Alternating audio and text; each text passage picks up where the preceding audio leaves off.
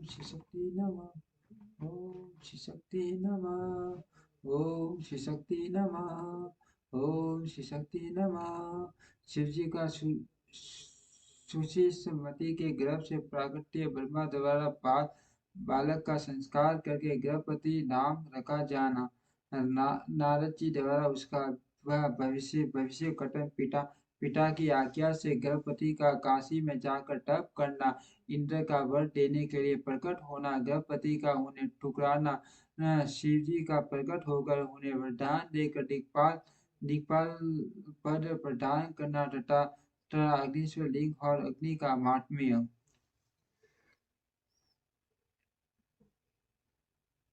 ईश्वर लिंग और अग्नि का महात्म्य।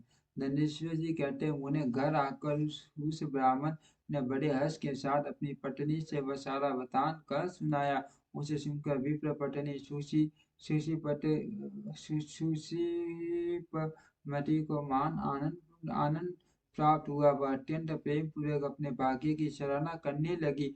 तदंतर समय आने पर ब्राह्मण द्वारा विधि पूर्वक गर्भदान कर्म संपन्न किए जाने पर वह नारी गर्भवती हुई। फिर उन विद्वान मुनि ने गर्भ के स्पंदन करने से पूर्व इस पुण्य ईश्वर की वृद्धि के लिए गर्भ मूत्र में वर्णित विधि के अनुसार समय के रूप से पुंस्य वंश संस्कार तत्पश्चात 8वां महीना आने पर कृपालु विश्वनर ने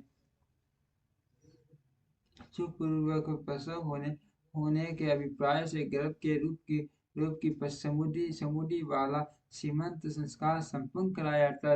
तदुपरांत ताराइन अनुकूल होने पर जब बृहस्पति केंद्रवती हुए और शुभ योग आया, तब शुभ लगन में भगवान शंकर जिनके कांति पूर्णिमा के चंद्रमा के सम्मान तथा जो अरिष्ट रूपी दीप पर बुझाने वाले समस्त अरिष्टों के विनाशक और सब तीनों लोगों के निवासियों को समय तरह से दुख देने वाले हैं, सुशीमती के गर्भ से पुत्र रूप में प्रकट हुए। उस समय वहन करने वाले वायु के वन वेग ईशा रूपी बंधुओं के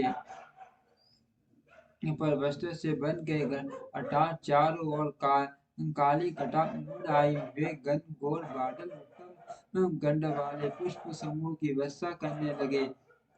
देवताओं की डंडुबियां बजने लगी। चारों ओर दिशाएं निर्मल हो गई। प्राणियों के मनों के साथ साथ सरिताओं का जल निर्मल हो गया। प्राणियों की वाणी सर्वथा कल्याणी और प्रिय भामिनी हो उठी। संपूर्ण पशु ऋषि मुनि तथा देवता यक्ष किन्नर विद्यावर आदि मंगल द्रव्य ले लेकर पधारे। स्वयं ब्रह्मा जी ने नम्रता पूर्वक उसका जाति क्रम संस्कार किया और उसे बालक के रूप तथा वेद का विचार करके यह निश्चय किया कि इसका नाम गर्भवती होना चाहिए। फिर 11वें दिन उन्होंने नामकरण की विधि के अनुसार वेद मंत्रों का उच्चारण करते हुए उसका गर्भवती ऐसा नामकरण किया।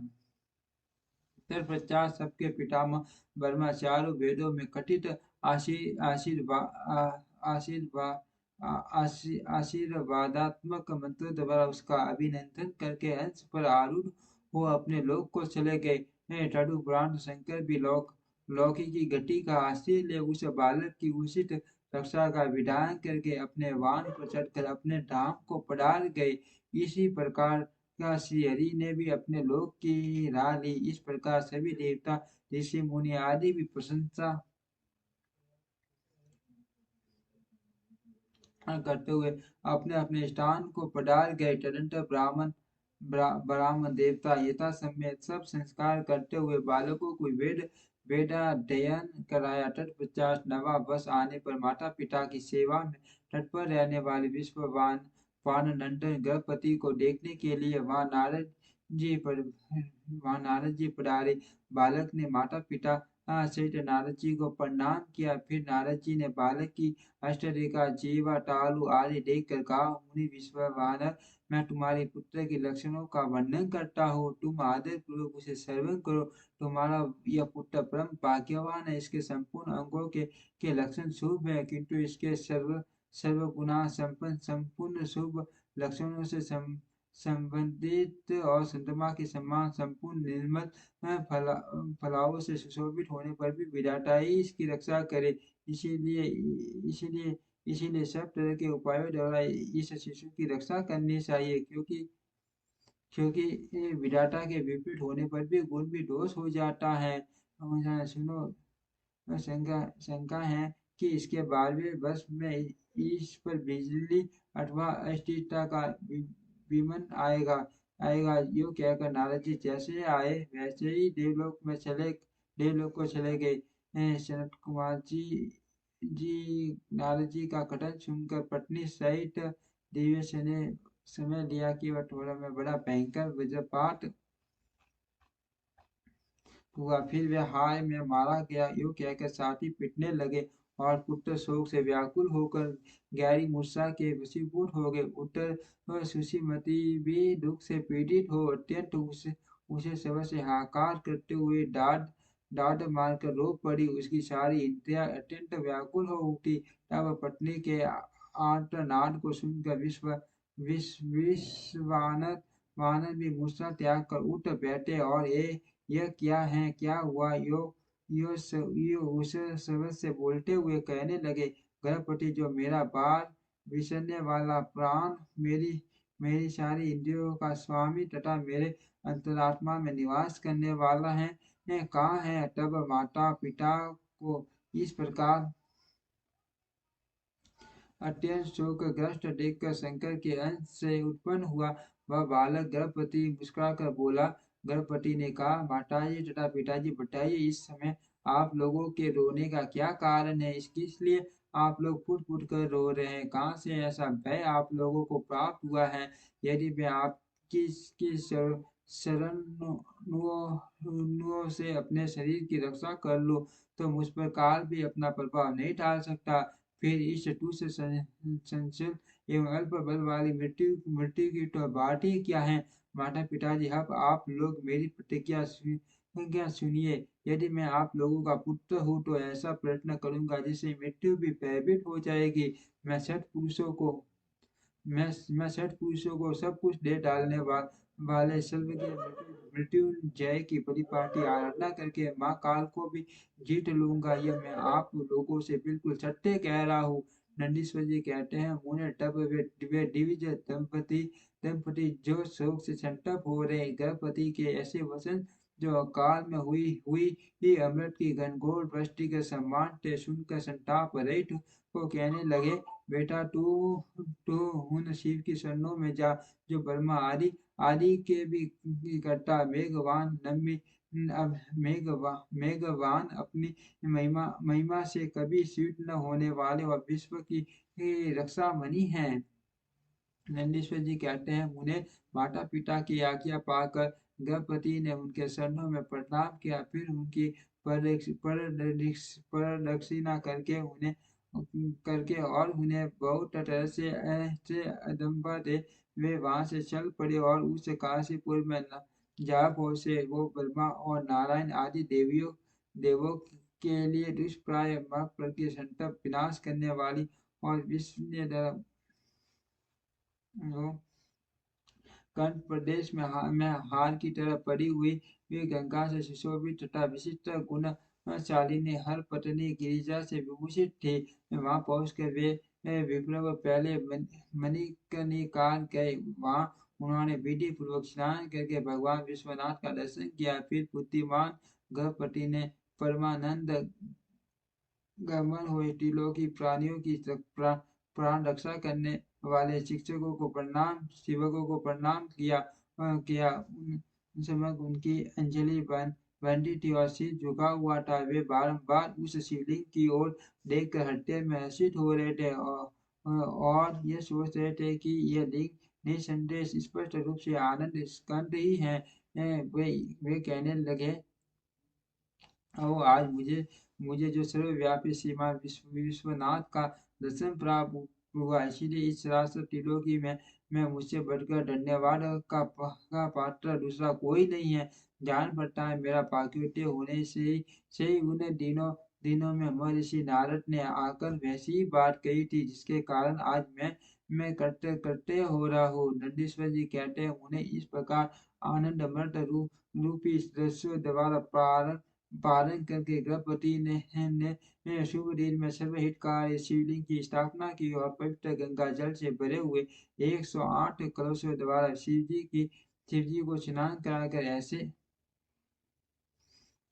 गौर नियमों को स्वीकार किया जो जो अग्रतात्मा पुरुषों के लिए दुष्कर थे। नारद जी इस प्रकार एकमात्र शिव में मन लगाकर तपस्या करते हुए महात्मा गणपति की आयु का एक वर्ष व्यतीत हो गया।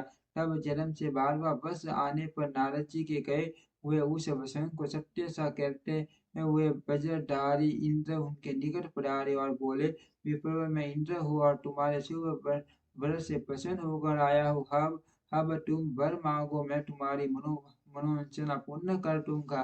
तब गृहपति ने कहा, मधुवर मैं जानता हूँ आप वज्रधारी इंद्र हैं, परंतु वस्त्र शत्रु मैं आपसे वर याचना करना नहीं चाहता। मेरे वरदायक तो शंकर जी होंगे। इंद्र बोले, शिष्य शंकर शंकर मुझसे भिन्न थोड़े ही हैं।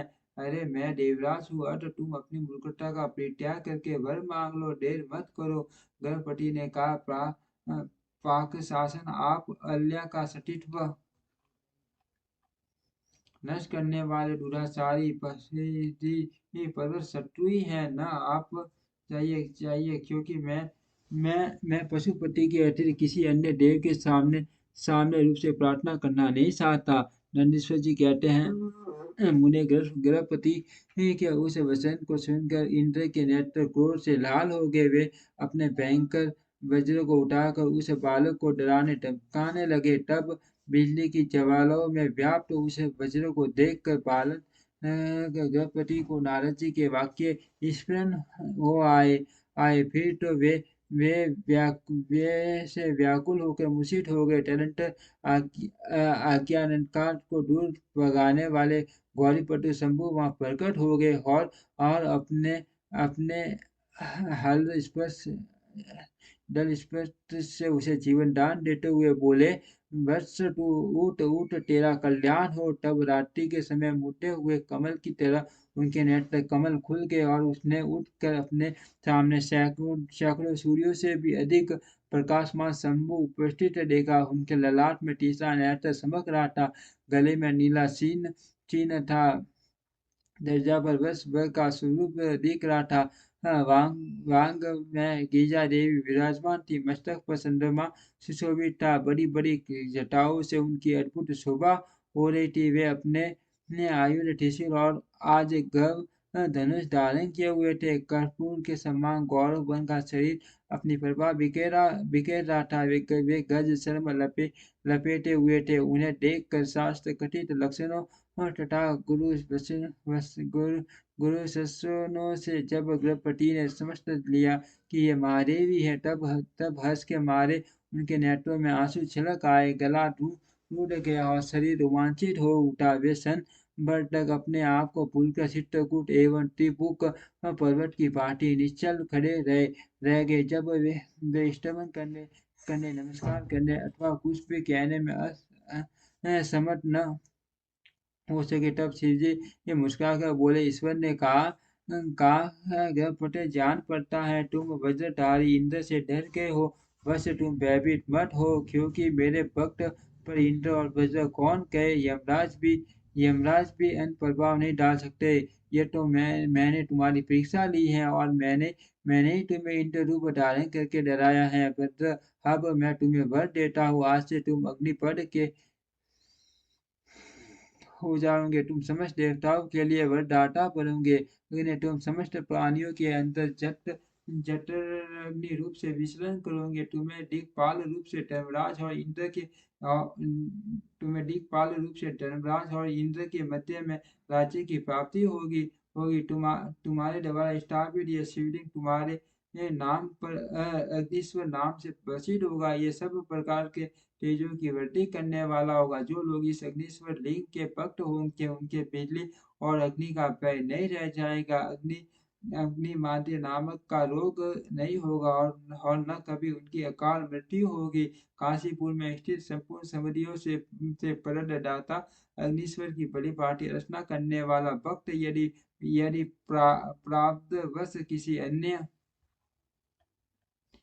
नमः शक्ति नमः स्थान में भी मृत्यु को प्राप्त होगा होगा तो भी वह वही लोक में प्रतिष्ठित होगा। नंदीश्वर जी कहते हैं, मुने यूं कहकर शिव जी ने गर्भवती के बंधुओं को बुलाकर उनके माता पिता के सामने उस अग्नि का अधिपति पद पर अभिषेक कर दिया और स्वयं स्वयं उसी लिंग में समा गए। तात इस प्रकार मैंने तुमसे परमात्मा शंकर के गर्भवती नामक अगण्य अवतार का जो दुष्टों को पीड़ित करने वाला है वर्णन कर दिया।